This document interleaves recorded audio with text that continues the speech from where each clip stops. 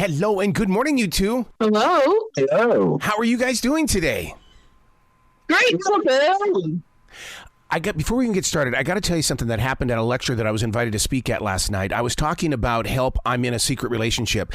And a gentleman stood up and said that this is the only show on television that proves that women have a choice and guys have an observation. And I had never, ever thought about that. Do you see that as being true? Women have a choice and men have an observation? In other words, when women go looking for love or when they feel love, they make a choice. Whereas guys, this is the way he explained it to me. He goes, when guys walk into a room, they observe the entire room.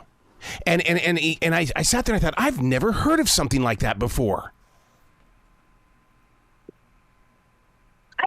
Haven't heard of that either. I'm trying to understand, like, as it relates to our show. Like, you're presenting something interesting, but now that we're filming, I'm actually gonna take that into consideration. Yeah, because I mean, look at the show. These women are getting involved in a relationship. They're making a choice. See, I'm a firm believer that I don't know if we're in love with the idea of being in love or if we're being in love.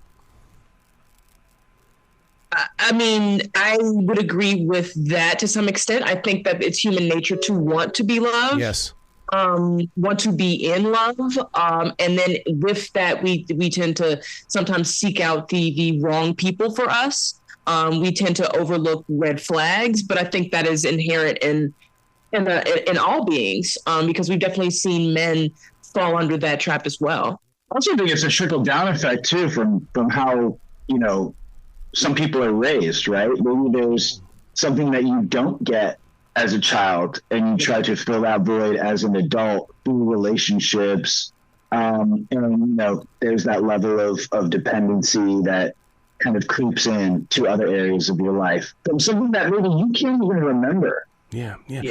I see that, for you saying that right away, I'm seeing a huge change in culture in this country, and that is more fathers are with their kids than any time I've ever seen in my life. And I think that's going to change the way we love in the future, knowing that we have a father figure.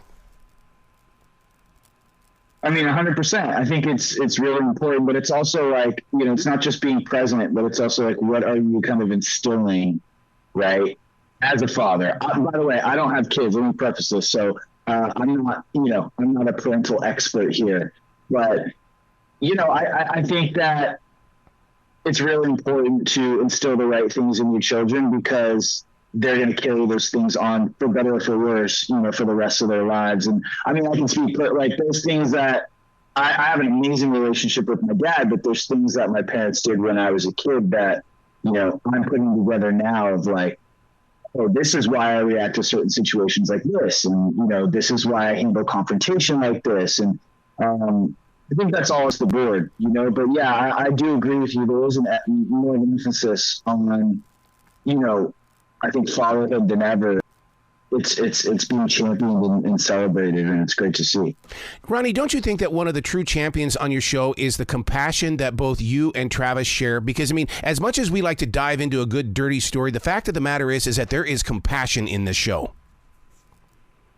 Well, I think you need it for a show like this. I think it's very easy to look at the format in which we operate and say that it's messy and it's easy to judge. Our viewers tend to be like, why would you do something like this? Why would you not see this sign? But it's up to Travis and I to come in and treat these people like the humans that they are. Mm-hmm. Because at the end of the day, we need them to be vulnerable so that we can get them the answers that they so rightly deserve. So if we're coming in there with judgment and critique, then you get people that shut down. Our compassion breeds the end result, which is two people feeling comfortable enough in the space to be honest about their feelings, whether it's giving up the reason why they are hiding their partner or the person that is hidden, feeling confident enough to ask the tough questions that they've always wanted to.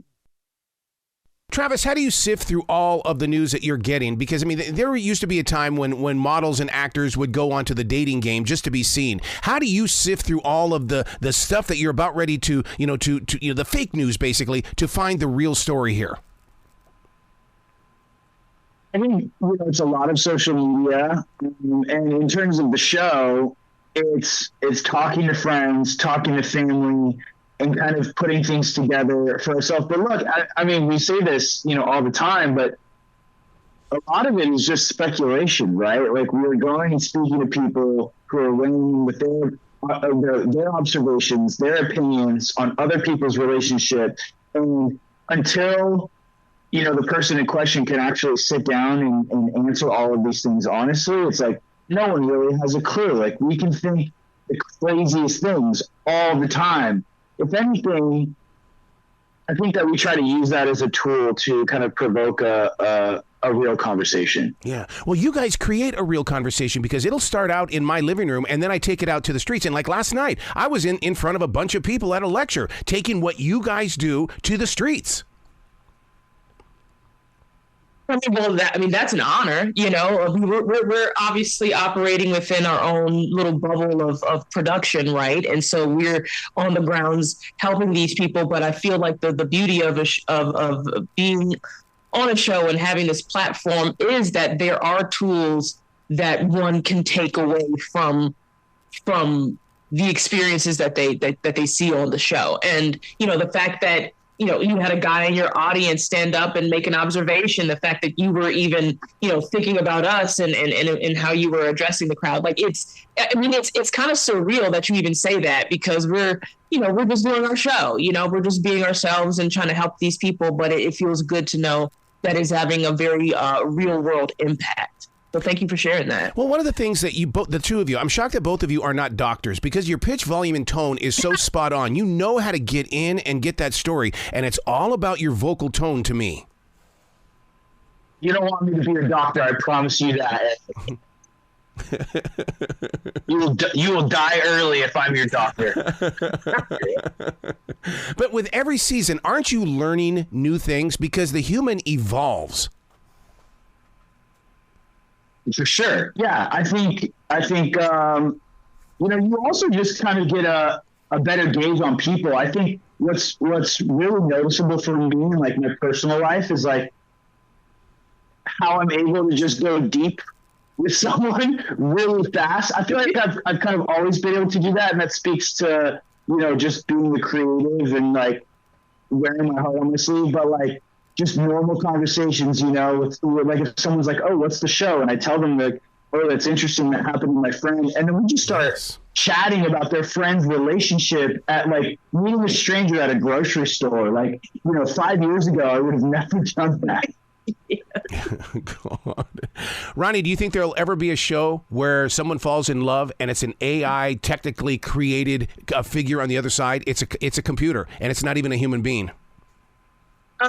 Absolutely.